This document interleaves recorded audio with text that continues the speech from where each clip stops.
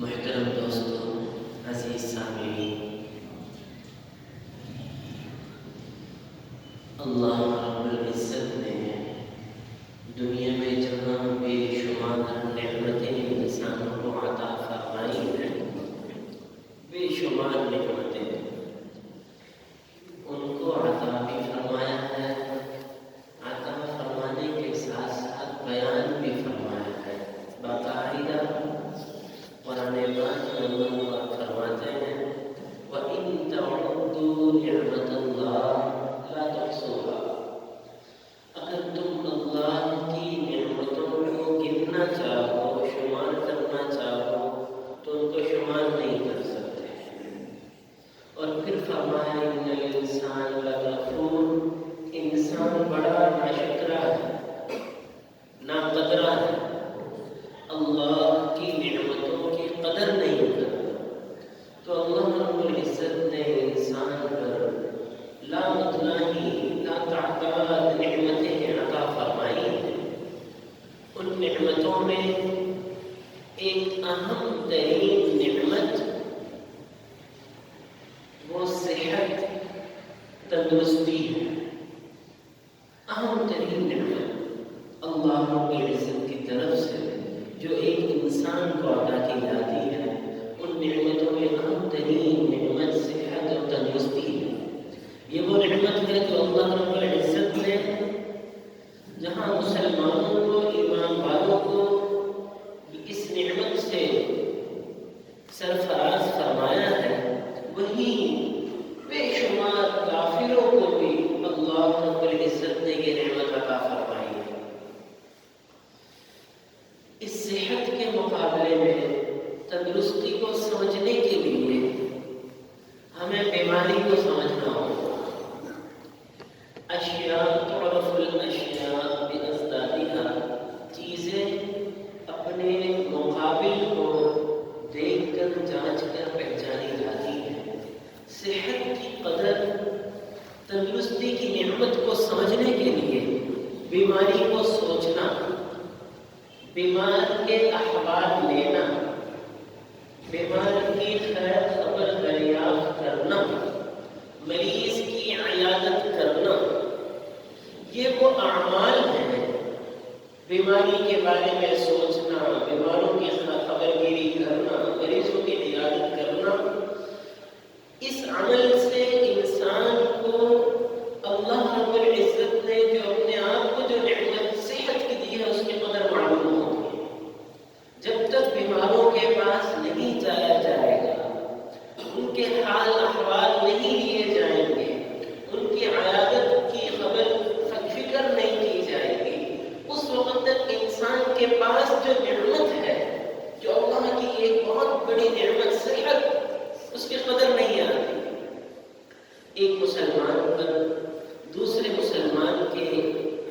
برادری، رشتہ داری کے علاوہ بھی صرف ایمانی رشتے کی وجہ سے جو حقوق ہیں، آپ صلی اللہ علیہ وسلم کا فرمان ذکر کرنے لگا ہوں، لیکن پہلے سورہ حجرات کی قرآن پاک کی آیت اللہ پاک فرماتے ہیں انما المؤمنون اخوہ، کہ مسلمان دنیا کے کسی بھی کونے میں ہو،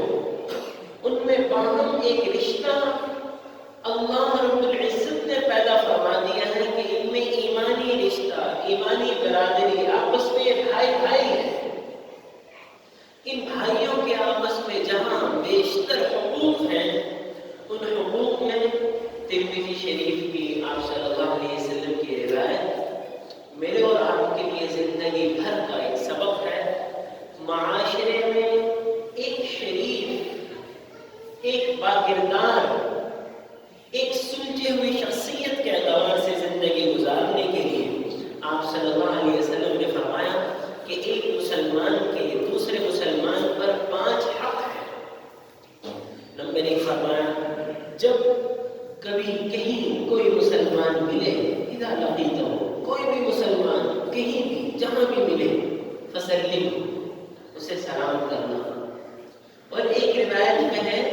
کہ جب مسلمان سلام کرے تو اس کے سلام کا جواب دینا۔ یہ دونوں الگ الگ روایت ہیں۔ جہاں کہیں مسلمان ملے اس کو سلام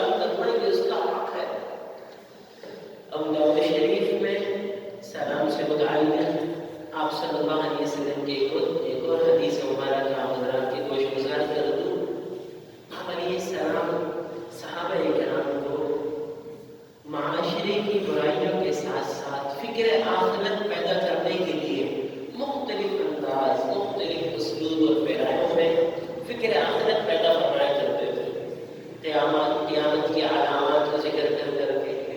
انہیں قیامت کی علامات میں ایک علامت آپ صلی اللہ علیہ وسلم نے یہ بیان فرمائی کہ قرب قیامت کے قریب آنے کی علامتوں میں سے ایک علامت یہ ہے کہ انسان صرف اپنے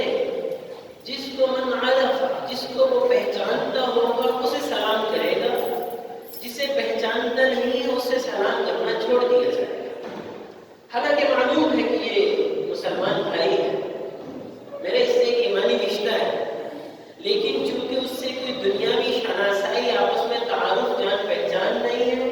تو سلام ختم ہو جائے گا۔ سلام صرف جان پہچان والے لوگوں سے کیا جائے گا، لیکن ایک ایمان والے کی شرعی ذمہ داری آپ صلی اللہ علیہ وسلم کے بیان ہمارے نہیں، جہاں کہیں بھی کوئی مسلمان ملے ہمیں نظر آئے تو مجھ پر حق ہے اذا لقیتہ، جب وہ ملے فسلم کو اسے سلام کرنا، یہ ایمانی حق ہے۔ فرمایا اگر آپس میں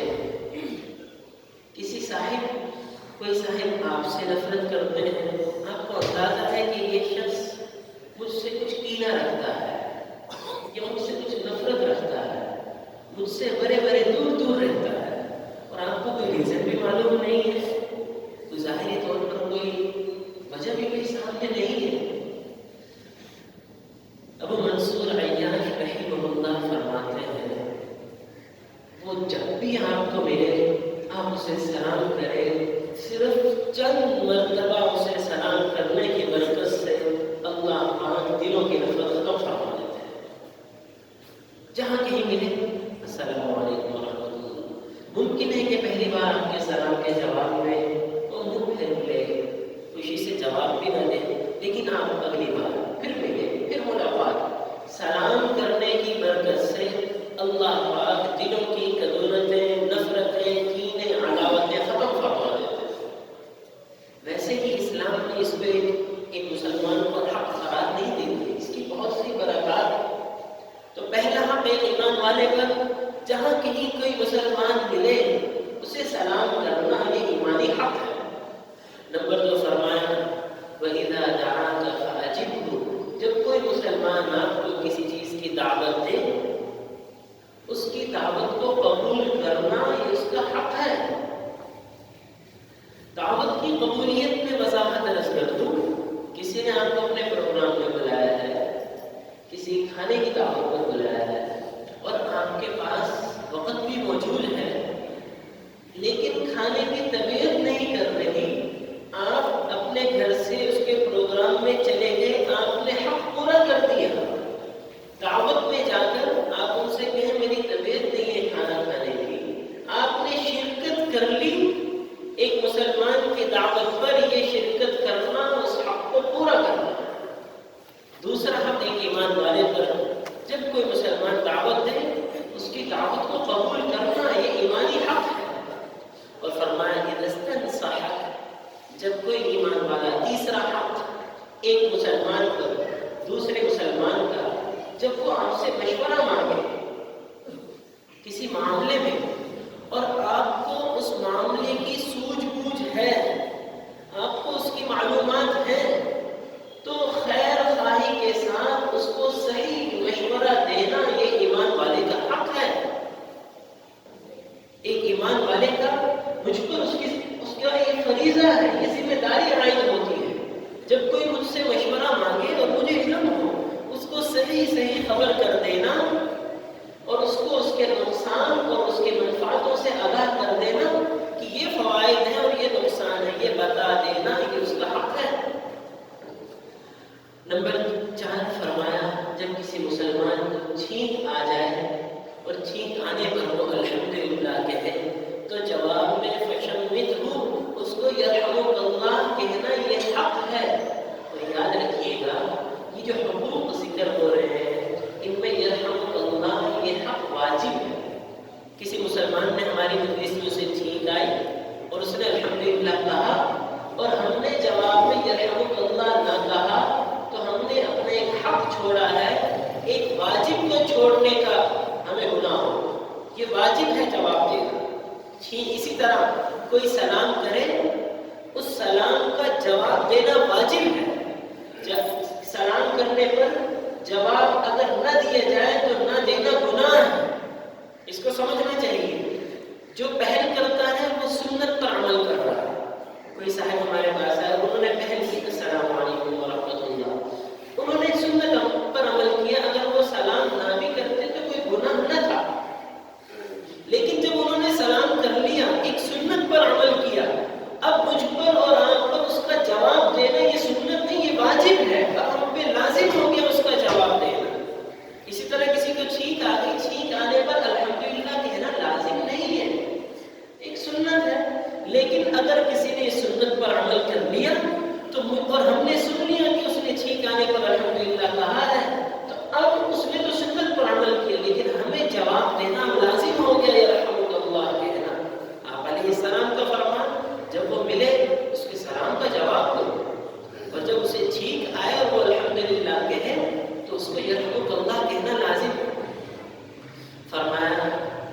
جب کوئی مسلمان فوت ہو جائے تو اس کے جنازے میں شرکت کرنا یہ ایمانی حق ہے. ایک ایمانی برادری کے اعتبار سے, مسلمان بھائی ہونے کے اعتبار سے جنازوں میں شرکت کرنا یہ ایک ایمان والے کا حق ہے. اور فرمایا اذا مرض فعدہ.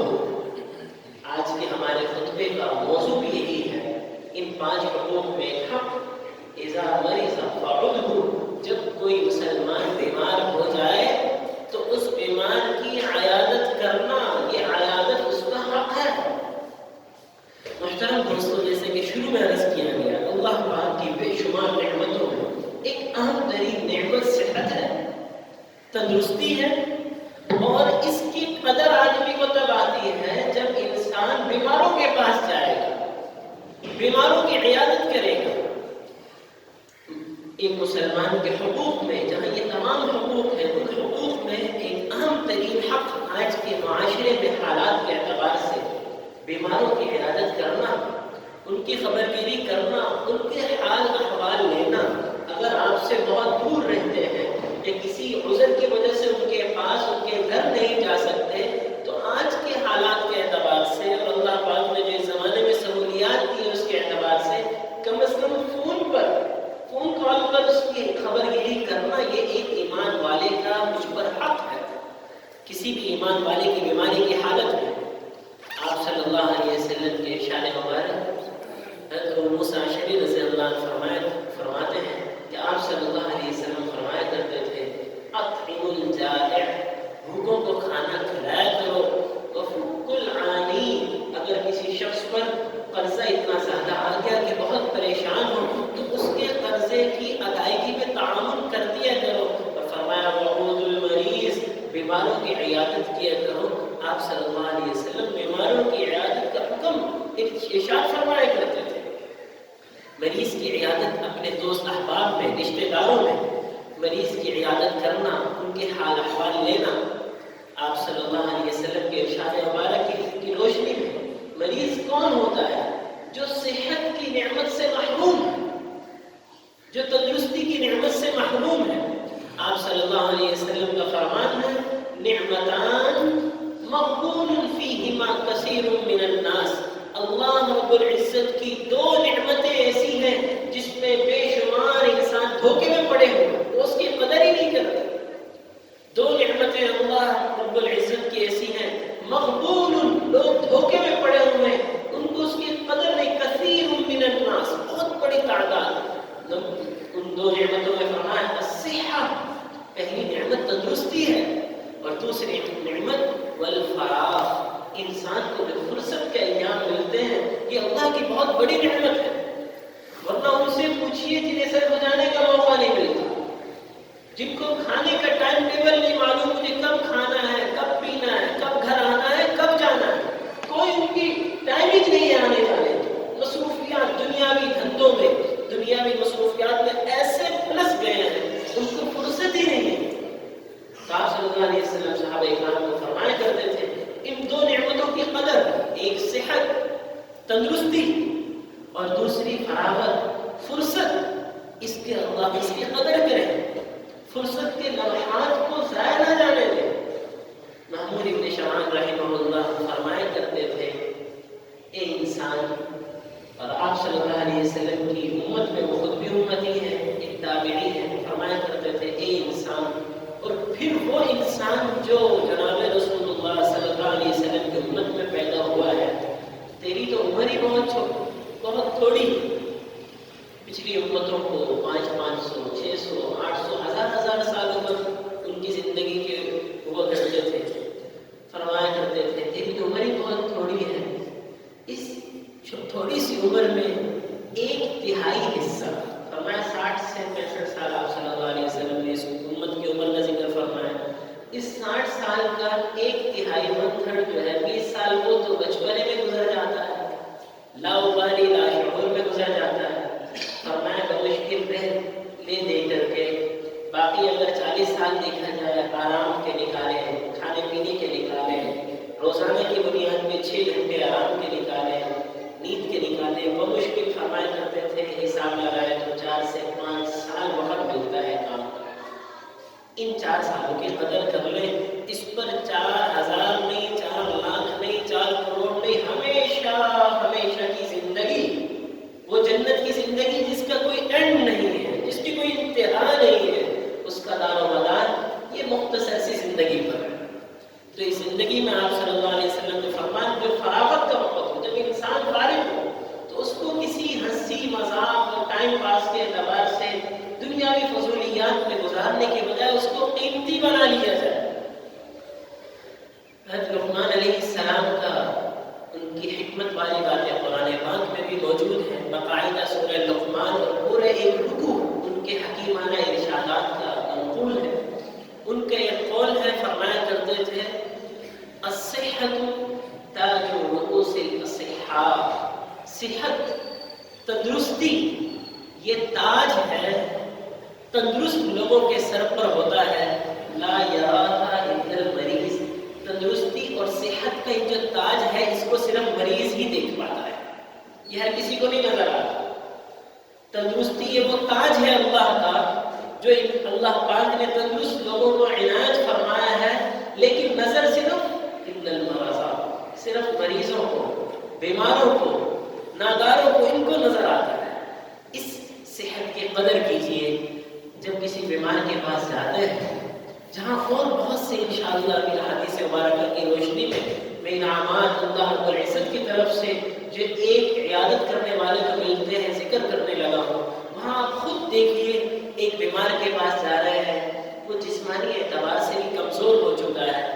فکر سوچ کے اعتبار سے بھی ناتواں ہو چکا ہے، اس کے پاس میں اور آپ جاتے ہیں، اس کا حوصلہ ہو جاتا ہے، اس کی انسیت بڑھ جاتی ہے، اس کا غم ہلکا ہو جاتا ہے، بیماری کا بوجھ کم ہو جاتا ہے، وحشت میں اکیلا پڑا ہوتا ہے بیمار آدمی، تنہائی میں ہوتا ہے، اس کی تنہائی میرے اور آپ کے جانے سے ختم ہو جاتی ہے۔ چند لمحات جب ہم اس کے پاس گزارتے ہیں، اس کی وحشت پنا، اس کی تنہائی، اس کی فکر،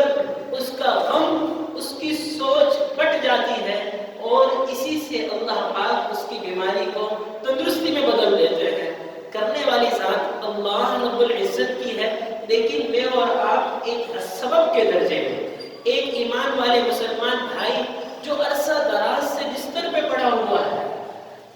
جو عرصہ دراز یعنی اپنے بول و براز، پیشاب بہانے، استنجے کے لیے وہ اٹھ نہیں پا رہا، اس کے پاس جانا، اس کے پاس بیٹھنا، اس کا غم ہلکا کرنا، آپ صلی اللہ علیہ وسلم فرمایا کرتے تھے جب کوئی ایمان والا کسی مسلمان بھائی کی عیادت کے لیے جاتا ہے، اور عیادت کے لیے اب 2 لمحے ہیں، گھر سے نکل چکا ہے اور رستے میں ہے، گھر نہیں پہنچا، دوسرا لمحہ جب گھر پہنچ کر اس بیمار کے پاس بیٹھ گیا ہے، عیادت شروع ہو گئی ہے، یہ 2 لمحے ہیں۔ فرمایا جب گھر سے نکلتا ہے تو اللہ رب العزت آسمان سے ایک فرشتوں کی جماعت نازل فرماتے ہیں، اور وہ فرشتوں کی جماعت اس کا ہر قدم اٹھتے ہوئے، جب یہ گھر سے نکلا ہے بیمار کی عیادت کے لیے، ہر قدم کے اٹھنے پر وہ فرشتوں کی جماعت کہتی ہے طابا طبتا و طاب ممشاک، تو بھی بہت مبارک، تیرا ہر قدم اٹھنے والا مبارک۔ اور فرماتے ہیں جب وہ مریض کے پاس پہنچ جاتا ہے تو اب فرشتے کہتے ہیں تبوّأت من الجنة منزلا، تو انہیں اپنے اس عمل کی برکت سے اللہ کے پاس جنت میں اپنا ایک ٹھکانہ بنا لیا۔ حدیث شریف میں ترمذی شریف کی حدیث مبارکہ، یعنی عیادت کے لیے نکلنا، اس کی الگ اہمیت، ایک ایک قدم پر فرشتوں کی ایک جماعت مقرر، تو بھی مبارک، تیرا اٹھنے والا قدم بھی مبارک۔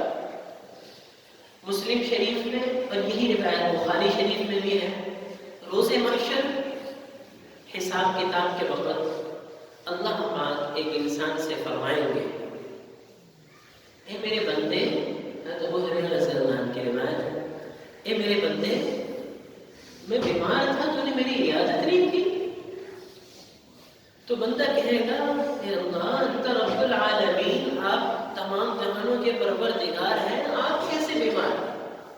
تو اللہ پاک فرمائیں گے، اے میرے بندے، فلاں ایمان والا تمہارے پاس رہتا تھا اور وہ بیمار تھا، اگر تم اس کی عیادت کرنے، اس بیمار کی بیمار پرسی کرنے، اس کے حال احوال لینے جاتے تو مجھے وہاں پاتے، میں وہی تھا۔ بیمار کی عیادت یعنی یہ وہ عیادت نہ کرنا، بیمار کے حال احوال نہ لینا، یہ جسے ہم ایک معمولی سمجھتے ہیں، آپ اس کی اہمیت کا اندازہ لگائیے کہ قیامت کے دن اللہ پاک اس کا باقاعدہ خود سوال فرما رہے ہیں۔ اس کی اہمیت کا اندازہ لگائیے کہ بندے میں بیمار تھا تو آیا نہیں۔ اللہ پاک، حالانکہ اور دنیا میں کتنے بہت سے کام ہیں، بہت سی نیکی کے کام ہیں، لیکن اس کا باقاعدہ الگ سے ایک سوال ہو رہا ہے کہ میرے بندے میں بیمار تھا تو عیادت کرنے نہیں آیا۔ اس لیے محترم دوستو، بیمار کیسی ہی حالت میں کیوں نہ ہو، اس کی عیادت کی جائے۔ بس اوقات ہمارے دوست احباب میں بعض بیمار اس لیول کو پہنچ جاتے ہیں بیماری کے، بالکل غنودگی، بے ہوش ہوتے ہیں، انہیں بالکل ہوش نہیں ہوتا۔ انسان کو یہ خیال گزرتا ہے کہ انہیں تو ہوش نہیں ہے، انہیں تو بالکل، تو وہاں پر جا کر عیادت کرنے کا کیا فائدہ؟ اگر کچھ ہوش ہوتی، ہم جاتے حال احوال لیتے، اب تو بالکل بے ہوش، انہیں کچھ پتہ ہی نہیں ہے کہ کون آئے گا، کون جائے گا، کون آ رہا ہے، کون حال احوال لے رہا ہے۔ لیکن آپ صلی اللہ علیہ وسلم کی حیات مقدسہ، سیرت مبارکہ کا مطالعہ کریں۔ ترمذی شریف میں جابر بن عبداللہ رضی اللہ عنہ کی روایت ہے کہ آپ صلی اللہ علیہ وسلم اور آپ صلی اللہ علیہ وسلم کے ساتھ حضرت ابوبکر اور عمر، ان دونوں صحابی کو آپ صلی اللہ علیہ وسلم اپنے ساتھ لے کر گئے، اور جابر بن عبداللہ رضی اللہ عنہ فرماتے ہیں، میں بیمار تھا، مجھے بے ہوشی کی حالت تھی، 3 دن گزر گئے، مجھے ہوش کی حالت نہیں تھی۔ آپ صلی اللہ علیہ وسلم میرے پاس تشریف لائے اور یہ بات مجھے میری اہلیہ نے بتائی جب میں ہوش میں آیا کہ جابر، جب تم پرسوں آپ صلی اللہ علیہ وسلم حضرت ابوبکر اور عمر کے ساتھ آئے ہیں اور آپ صلی اللہ علیہ وسلم نے تمہارے سر پر ہاتھ رکھا ہے، اور ہاتھ رکھ کر آپ صلی اللہ علیہ وسلم نے فرمایا بسم اللہ بسم اللہ بسم اللہ، اور پھر فرمایا جابر سے، جابر کی بیوی کو، اگر اللہ نے جابر کی اس بیماری میں موت مقرر نہ کی ہو، اس بیماری سے موت نہ لکھی ہو، تو انشاءاللہ جابر ٹھیک ہو کر رہیں گے۔ اور پھر دعا فرمائی، اسأل اللہ العظیم رب العرش العظیم ان یشفیک، اور پھر فرمایا آپ صلی اللہ علیہ وسلم نے، جب بھی کوئی ایمان والا کسی بیمار کے پاس اس کی حالت، اس کی خیر خبر دریافت کرنے جائے تو 3 مرتبہ بسم اللہ کہے، اور پھر اگر اس بیمار کی اس بیماری میں موت مقرر نہ ہوئی ہو، موت نہ لکھی ہو، اور یہ دعا پڑھے، اسأل اللہ العظیم رب العرش العظیم ان یشفیک، میں اس پروردگار سے سوال کرتا ہوں جو عرش عظیم کا مالک ہے، رب العرش العظیم، جو بڑے عرش کا پروردگار ہے، اس کا مالک ہے، ان یشفیک، کہ وہ اپنے فضل سے آپ کو شفا دے، تو اللہ پاک اس کو اس بیماری سے ضرور شفا دے کر۔ اس لیے محترم دوستو، اس حدیث مبارکہ سے اندازہ ہوا کہ ایک صحابی ہے، انہیں ہوش بھی نہیں ہے، لیکن آپ صلی اللہ علیہ وسلم اس کی عیادت کر کے مجھے اور آپ کو سبق دے رہے ہیں، اگر کوئی بیمار اس حالت میں بھی ہو، اسے ہوش تک نہ ہو، تب بھی عیادت کی جائے، اس کے گھر والوں کا حوصلہ ہوگا، اس کے گھر میں رہنے والے لوگوں کو دلاسا دیا جائے، ان کو تسلی دی جائے۔ آپ صلی اللہ علیہ وسلم کا ارشاد مبارکہ ہے جب کوئی مسلمان کسی بیماری میں چلا جاتا ہے، ما من مسلم یصیبہ اذى او من مرض، کوئی تکلیف پہنچ جاتی ہے یا کوئی بیماری اس کو آ جاتی ہے اور وہ اس بیماری پر صبر کرتا ہے، اس بیماری کی شکوے نہیں کرتا، مجھے ہی بیمار ہونا تھا، ہر وقت میں بیمار ہی رہتا ہوں، نہیں، صبر کرتا ہے اللہ کی طرف سے۔ فرمایا اس بیماری کی حالت میں اس کے گناہ اللہ پاک ایسے معاف فرماتے ہیں جیسے پتجھڑ کے موسم میں درخت کے پتے گرتے ہیں، ایسے اس کے گناہ اس سے جھڑ رہے ہوتے ہیں۔ اور پھر فرمایا اس بیمار سے دعا کی درخواست کرو، وہاں جا کر بیمار کے لیے بھی دعا کرو اور اس بیمار سے بھی کہو کہ میرے لیے دعا کرو، کیونکہ اب تو اس کے گناہ جھڑ گئے ہیں، یہ بخشایا لے گا ہوا ہے۔ آپ صلی اللہ علیہ وسلم بیماری کی حالت میں ہمارے بہت سے عزیز و اقارب ہم دیکھتے ہیں کہ بیماری کی حالت میں اس دنیا سے فوت ہو جاتے ہیں، اور بسا اوقات بعض لوگ بڑی طویل عرصہ بیمار رہتے ہیں۔ اس سے متعلق آپ صلی اللہ علیہ وسلم کے ارشاد مبارکہ ہوش گزار ہوں۔ آپ علیہ السلام اللہم انی اعوذ بک من فجأة الموت، یہ جو مختصر سا جملہ ہے، اللہم انی اعوذ بک من فجأة الموت، بہت کثرت سے یہ دعا مانگا کرتے تھے، بہت کثرت سے اس دعا کا آپ صلی اللہ علیہ وسلم اہتمام فرمایا کرتے تھے۔ آخر اس دعا میں کیا ہے؟ آپ صلی اللہ علیہ وسلم اللہ رب العزت سے اس دعا کو فرمایا کرتے تھے، اے اللہ، اللہم انی اعوذ بک، اے اللہ میں آپ سے پناہ مانگتا ہوں، من فجأة الموت، اچانک آنے والی موت سے، اچانک موت سے آپ صلی اللہ علیہ وسلم پناہ مانگا کرتے تھے۔ ہم کہتے ہیں بڑی اچھی زندگی گزاری، چلتا پھرتا ہی چلا گیا، اچانک موت بڑے خطرے کی بات ہے، اس میں انسان کو توبہ کی توفیق نہیں ہوتی، اور دوسری طرف جس ایمان والے کو بیماری کی حالت میں موت آتی ہے، اس دنیا سے رخصت ہوتا ہے، اس حدیث مبارکہ کی روشنی میں آپ صلی اللہ علیہ وسلم کے ایک دوسرے حدیث کی ارشاد ابو داؤد شریف میں، جو ایمان والا کسی بیماری میں رہتا ہے، اللہ پاک اس کو بیمار رکھ کر کے اس کے گناہ بخشتے رہتے ہیں۔ جب وہ گناہوں سے پاک صاف ہو جاتا ہے، اللہ پاک فرشتے کو حکم دیتے ہیں، اب اس کو میرے پاس لے۔ یہ اللہ کی رحمت کی نشانی ہے، یہ اللہ رب العزت کی رحمت کی نشانی ہے، ایمان والے کا بیماری کی حالت میں اس دنیا سے رخصت ہونا۔ اور میرے اور آپ کے لیے رحمت کیا ہے؟ اس بیمار کی عیادت کرنا، اس کی خبر گیری کرنا۔ آپ صلی اللہ علیہ وسلم کے ارشاد مبارکہ ہے، جب کوئی شخص کسی ایمان والے کی عیادت کرنے کے لیے، اس کے حال احوال کو لینے کے لیے صبح کے وقت جاتا ہے تو شام تک 70,000 فرشتے اس عیادت کرنے والے شخص کی مغفرت کی دعا کرتے ہیں۔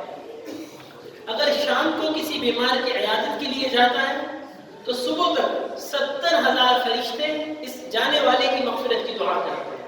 آپ صلی اللہ علیہ وسلم مسجد نبوی میں تشریف فرما، اور آپ کے صحابہ کرام کا جذبہ موجود تھا۔ آپ صلی اللہ علیہ وسلم نے صحابہ سے سوال دریافت فرمایا،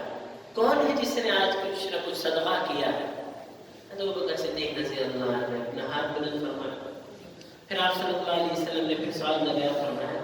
آج کون ہے جس نے کسی جنازے میں شرکت کی ہے؟ تو ابو بکر صدیق رضی اللہ عنہ نے ہاتھ بلند فرمایا۔ پھر آپ صلی اللہ علیہ وسلم نے فرمایا، کون ہے جس نے کسی بیمار کی عیادت کی ہو؟ اتفاقاً حضرت ابو بکر صدیق رضی اللہ عنہ نے ہاتھ بلند فرمایا۔ آپ صلی اللہ علیہ وسلم نے فرمایا، جس میں یہ 3 چیزیں ہوں وہ کبھی بھی جہنم میں نہیں جا سکتا، اس کے لیے اللہ نے جنت لازم کر دی۔ اب یہ جو تینوں چیزیں ہیں، آپ دیکھیے، جنازے میں شرکت، بیمار کی عیادت کرنا،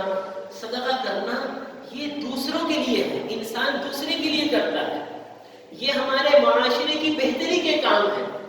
آپ صلی اللہ علیہ وسلم جہاں انسان اپنی ذات کے لیے بہت کچھ کرتا ہے، یعنی جیسے نماز ہی اپنی ذات کے لیے ہے، روزہ ہی اپنی ذات کے لیے ہے، وہی اپنی ذات کے ساتھ ساتھ حقوق العباد، جو ہمارے کمیونٹی میں جو افراد رہتے ہیں، چاہے ہمارے آفس میں، ہمارے گھر میں، ہمارے رشتے دار، ان کے حقوق کا خیال رکھنا، ان کی خبر گیری کرتے رہنا، ان کے چپکے چپکے ان کی مدد کرنا، آپ صلی اللہ علیہ وسلم نے ان مبارک اعمال کی وجہ سے جنت کو ان کے لیے لازم قرار دیا ہے۔ احادیث شریف میں آپ صلی اللہ علیہ وسلم کی ایک آخر میں حدیث مبارک کا ذکر کر کے بات ختم کرتے ہیں. آپ صلی اللہ علیہ وسلم نے فرمایا جب کوئی ایمان والا کسی بیمار کو دیکھتا ہے کسی بھی بیماری کی حالت میں، یا کوئی ایمان والا کسی شخص کو کسی بھی پریشانی کی حالت میں دیکھے، کسی بیماری میں کسی پریشانی کی حالت میں دیکھے، تو میں نے اور آپ نے دوسرے شخص کو دیکھ کر دل ہی دل میں یہ جملہ، یہ دعا مبارکہ پڑھ لی: الحمدللہ الذی عافانی مما ابتلاک بہ وفضلنی علی کثیر ممن خلق تفضیلا.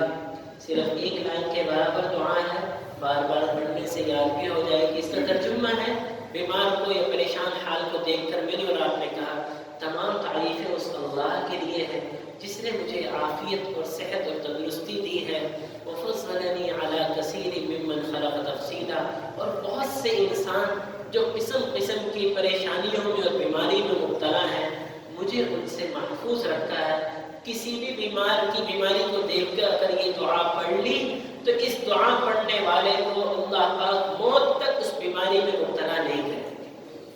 کسی بھی پریشان حال کی پریشانی کو دیکھ کر یہ دعا پڑھ لی تو دعا پڑھنے والے کو موت تک اللہ رب العزت اس پریشانی میں کبھی مبتلا نہیں کرے. دعا فرمائے یا آمین. ہم سب کو صحت، سلامتی، تندرستی نصیب فرمائے اور بیماروں کی عیادت کی توفیق نصیب فرمائے.